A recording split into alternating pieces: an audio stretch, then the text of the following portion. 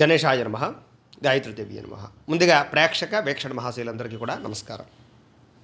మనల్ని పాలించేటటువంటి రాజుకు ఉండవలసినటువంటి లక్షణాలు ఏంటి అసలు? అలాగే ఈ సృష్టిలో సముద్రం కన్నా గొప్ప శక్తి ఉన్నటువంటి మనిషి ఎవరు?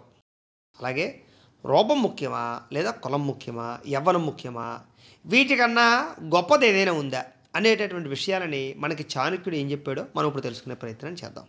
ఏతదర్థం కులీనానాం నృపాహ్కుర్వంతి సంగ్రహం ఆది మధ్యావసానేషు నత్యజంతి చతే నృపం. అంటే దీని అర్థం ఏంటి అంటే కనుక అసలు రాజు లేదా ప్రభువు లేదా పాలించేవాడు లేదా యజమాని వీడు ఎలా ఉండాలి, ఎలా ఉంటే యజమాని అవుతాడు, అంటే వీడికి ఉండేటటువంటి లక్షణాలు ఏమిటి అనేటటువంటి విషయాన్ని చాణక్యుడు చెబుతూ ఈయన ఎలా ఉంటాడయ్యా అంటే కనుక ఎవరితో సహవాసం చేస్తాడంటే కనుక ఎప్పుడూ విద్వాంసులతోటి సహవాసం చేసేటటువంటి వాడు, తెలివైన వాళ్ళతో సహవాసం చేసేటటువంటి వాడు, ధర్మాత్ములతోటి మాత్రమే సహవాసం చేసేటటువంటి వాడే ఎప్పుడూ రాజు అవుతాడట.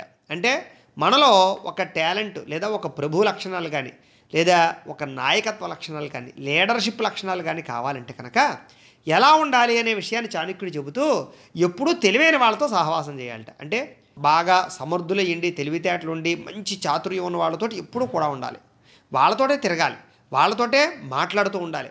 ఆటోమేటిక్గా తెలివైన వాళ్ళతో కొన్నాళ్ళు సహవాసం చేస్తే ఆ తెలివితేటలు మనకి అబ్బుతాయి అని, అందుకనే 6 నెలలు సహవాసం చేస్తే వాడు వీడవుతాడు అని మనకి సామెతలు కూడా ఉన్నాయి కదా. ఆ రకంగా ఉన్నట్లయితే చాలా బాగుంటుంది. అలాగే ఎందుచేత అలాంటి వాళ్ళతో సహవాసం చేయాలి, ఎందుచేత ధర్మాత్ములతోటి తెలివైన వాళ్ళతోటి అలాగే ఈ రకమైనటువంటి లక్షణాలు ఉన్న వాళ్ళతోటి సహవాసం చేయాలి అంటే కనుక వాళ్ళు ఎలా ఉంటారు అంటే కనుక రాజుకి కానీ నాయకత్వుడికి కానీ యజమానికి కానీ ఆపదొచ్చినా సమస్య వచ్చినా లేదా ఏదైనా కొంచెం ప్రమాదకరమైన పరిస్థితి వచ్చినా కూడా వీళ్ళు విడిచిపెట్టారట. ఎవరు? ధర్మాత్ములు, తెలివైన వాళ్ళు, సమర్థులు, అలాగే ప్రధానంగా అన్నిటికన్నా ముఖ్యంగా ఈ రకమైనటువంటి అంటే మానవతా దృక్పథం ఉన్నటువంటి లక్షణాలు ఉన్నటువంటి వారు. కాబట్టి ఎప్పుడు కూడా అలాంటి వాళ్ళతో సహవాసం చేయాలి, సత్పురుషులతో సహవాసం చేయాలి. అప్పుడు వాళ్ళు ఎప్పుడూ కూడా మనకి కష్టం వచ్చినప్పుడు వీళ్ళు ఆదుకుంటారు. కాబట్టి ఎందుచేతనంటే కనుక రాజు కానీ నాయకుడు కానీ ప్రాబ్లంలో ఉన్నప్పుడు అన్నిటికన్నా ముఖ్యంగా కావాల్సింది సలహా, అంటే తెలివైన సలహా కావాలి. అందుకనే నాయకుడు ఎప్పుడు కూడా తెలివైన వాళ్ళు, అందుకని మంత్రులు పెట్టుకుంటారు కదా, అలాగా చేత తెలివైన వాళ్ళతో ఎప్పుడూ స్నేహం చేయడం చాలా ముఖ్యం. ఎంచేతంటే కనుక వాళ్ళు విశ్వాసము కలిగి ఉంటారు, తెలివితేటలతోటి మంచి సమర్థతతోటి మనకి మంచి మంచి నిర్ణయాలు కూడా చెప్తారు. కాబట్టి అంచే రాజుకు ఉండవలసిన లక్షణాలు ఇవి ప్రధానంగా. అలాగే ప్రళయే భిన్న మర్యాద భవంతి కిల సాగరా సాగరా భేదమిచ్చంతి ఫలయేపిన సాధవ. అంటే దీని అర్థం ఏంటంటే కనుక అంటే కొంతమంది లక్షణాలు ఎలా ఉంటాయి అంటే మర్యాదస్తుల యొక్క లక్షణాలు ఎలా ఉంటాయి, లేదా మంచివాడి యొక్క లక్షణాలు ఎలా ఉంటాయి, లేదా ఓర్పు సహనంతో ఉండేటటువంటి వాడి లక్షణాలు ఎలా ఉంటాయి అంటే కనుక అంటే చాలా తక్కువ మంది ఇలాంటి మనుషులు ఉంటారు. వాళ్ళ గురించి చెబుతూ ఎవరు చాణక్యుడు ప్రళయకాలంలోట సముద్రాలు చెలియల కట్టని దాటి అల్లకల్లోలం సృష్టిస్తాయేమో కానీ ఉన్నతమైనటువంటి వ్యక్తులు, గొప్ప వ్యక్తులు కష్ట సమయంలో కూడా కలత చెందకుండా మర్యాదని పాటిస్తూ లేదా కొన్ని రకాల వ్యవహారాలని అతిక్రమించకుండా వాడి నడవడిక చాలా జాగ్రత్తగా అందంగా ఉంటుంది. అంటే ఎంత గొప్ప విషయం చూడండి. దీన్ని మనం చాలా జాగ్రత్తగా అర్థం చేసుకోవాలి. ఎందుచేతంటే కనుక చాణక్యుడు చెప్పేటటువంటి ప్రతి విషయం చాలా గుప్తంగా చాలా అద్భుతమైనటువంటి విషయాన్ని చెప్తాడు. అంటే ఉన్నతమైన వ్యక్తి ఎలా ఉండాలి, మనం అందరం కూడా ఉన్నతంగా ఉండాలని అనుకోవాలి. ఉన్నతమైన వ్యక్తుల పుస్తకాలు ఎందుకు చదువుతున్నాం, గొప్ప వాళ్ళ గురించి చరిత్రలు ఎందుకు చదువుతున్నాం, లేదా ఎందుకు తెలుసుకోవాలి ప్రయత్నం చేస్తున్నాం అంటే మనం వాళ్ళకలా ఉండాలనే కదా. అందుచేత ప్రతి మనిషి సత్పురుషుడిగా ఉండాలి. మరి సత్పురుషుడు, ఉన్నతమైన వ్యక్తి, సమర్థుడు ఎలా ఉంటాడు అంటే కోపం వచ్చినప్పుడు ఆవేశపడిపోయి ఎదుటివాడిని కొట్టేసి లేదా గొడవలు పడిపోయి కుటుంబంతో గొడవలు పెట్టేసుకుని, భార్యతో పోట్లాడ పెట్టేసుకుని, అన్నదమ్ములతో గొడవలు పెట్టేసుకుని, ఉద్యోగ కార్యాలయాలు ఆఫీసులో గొడవలు పెట్టేసుకుని, ఇంట్లో పిల్లల్ని కొట్టేసి రకరకాల రార్థాంతాలు చేస్తూ ఉన్నారు అంటే కనుక వాళ్ళలో ఏది లేదయ్యా అంటే కనుక వాళ్ళలో సరైనటువంటి మర్యాద లేదు, లేదా వాళ్ళలో సరైన ఓర్పు సహనం లేదు, వాళ్ళలో సమర్థత లేదు అని అర్థం చేసుకోవాలి.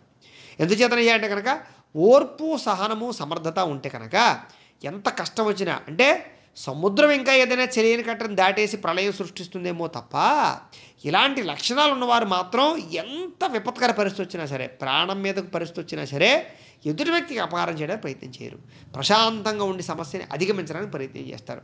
కాబట్టి ఆ రకంగా మనిషి ఉండాలి ఉన్నతమైనటువంటి లక్షణాలతోటి అని మళ్ళీ చాణక్యుడు చెప్తున్నాడు. అలాగే మూర్ఖస్థు సరిహర్తవ్య ప్రత్యక్షే ద్విపదః పశు బెనత్తి వాక్య శల్యేన అదృష్ట కంటకో యథ. అంటే దీని అర్థం ఏంటయ్యా అంటే కనుక మూర్ఖుడు చాలా శాతం మన మన మన మనుషుల్లో ప్రస్తుత కాలంలో ఉండేటటువంటి వ్యక్తుల్లో మూర్ఖ లక్షణాలు బాగా పెరిగిపోతున్నాయి. రోజు రోజుకి ఆ ప్రభావం బాగా పెరుగుతుంది.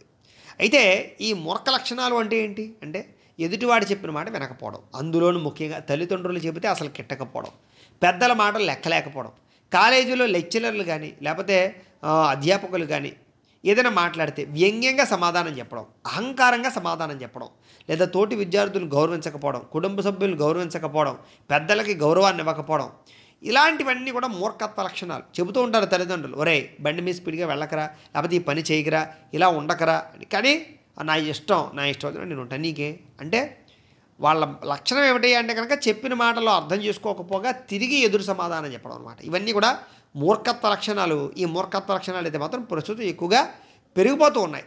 కాకపోతే ఈ మూర్ఖత్వ లక్షణాల వల్ల ఎంత బాధ కలుగుతుంది ఎదుటి వ్యక్తులకి అంటే కనుక రెండు కాళ్ళు ఉన్నటువంటి జంతువులు, అంటే సాధారణంగా చెప్పాలంటే మనమందరం కూడా జంతువులు లాంటి వాళ్ళమే. నిజంగా జంతువు అంటే ఏంటి, దానికి ఉచ్చం నీచం ధర్మం న్యాయం ఏమీ తెలియదు. జంతువు అంటే ఏంటి కనుక ఎదుటి జంతువుని పీక్కు తినడమే. పాపం కానీ పుణ్యం కానీ దానికి ఇంకో రకమైనటువంటి జాలి దయ కరుణ కానీ ఉండవు.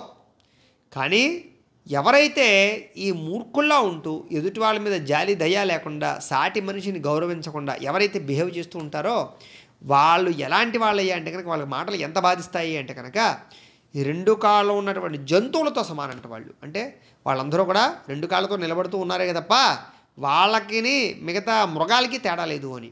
కాబట్టి వాళ్ళ మాటలు అంతలా బాధిస్తాయి. కాబట్టి మూర్ఖత్వంగా కనుక ఎవరైనా మన ఇంట్లో ఉంటే అది చాలా ప్రమాదకరం.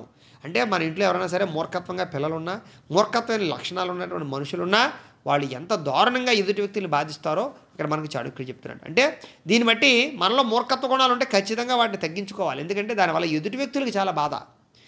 అంచేత ఈ లక్షణాలు ఉంటే శరీరంలో ముళ్ళు గుచ్చుకుంటే ఎంత నొప్పిగా ఉంటుందో మూర్ఖుడు మన ఇంట్లో ఉంటే అంత నొప్పిగా ఉంటుందిట. చూడండి, కాళ్ళు ముళ్ళు గుచ్చుకుంది అనుకుందాం, అది తీసేసేదాకా మనకి ఎంత నొప్పిగా ఉంటుంది, తీసేసినా కూడా నొప్పిగానే ఉంటుంది. అంటే ముళ్ళు ఉన్నంతసేపు కాలుకి ఎంత నొప్పో మూర్ఖుడు మన ఇంట్లో ఉన్నంతసేపు అంత నొప్పిని భరించే పరిస్థితి ఉంటుందిట. అంటే అంత దారుణంగా చాణక్యుడు చెప్పాడు అంటే ఆషామాషి వ్యవహారం ఏం కాదు, ఇది చాలా అద్భుతమైన విషయాలు చెప్తున్నాడు. చూడండి, అలాగే రూపయవ్వన సంపన్నా విశాల కుల సంభవా విద్యాహీనా నశోభంతే నిర్గంధా ఇవ కింశుక.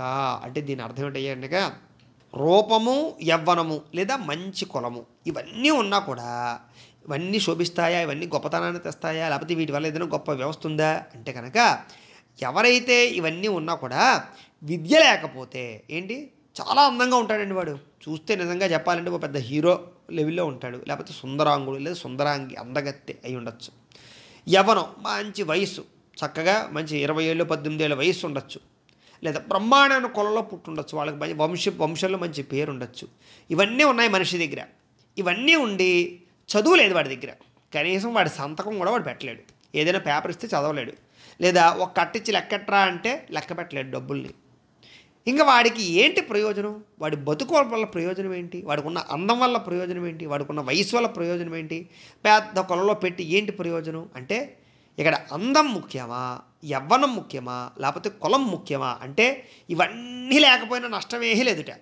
కానీ చదువు చాలా ముఖ్యం. అన్నిటికన్నా ముఖ్యమైనటువంటిది ఏమిటి అంటే కనుక ఈ ప్రపంచంలో విద్యయా లభతే జ్ఞానం, విద్యయా లభతే సుఖం, విద్యయా లభతే మోక్షం. అన్నీ ఇచ్చేటటువంటిది విద్య మాత్రమే. అంచేత విద్య బాగా ఉన్నటువంటి వాడే ఎప్పుడూ కూడా గొప్ప స్థాయిలోకి వెళ్తాడు, అందరూ గౌరవిస్తారు, అందరూ ఆదరిస్తారు. విద్యకు ఉండేటటువంటి ఆదరణ ఈ ప్రపంచంలో దేనికి లేదు. ఎంతటి అందగాడైనా సరే విద్య ఉన్నవాడిని వరిస్తారు. ఇప్పుడు బాగా అందంగా ఉన్న అమ్మాయి బాగా చదువుకుని పెద్ద పొజిషన్లో ఉన్నాడు, వాడిని పెళ్లి చేసుకుంటుందా లేదా అంటే విద్య ఉంటే అందరినీ దగ్గరికి వస్తుంది. విద్య ఉంటే మంచి వంశంలో పుట్టినటువంటి వాళ్ళతో సంబంధాలు వస్తాయి మీ దగ్గరికి.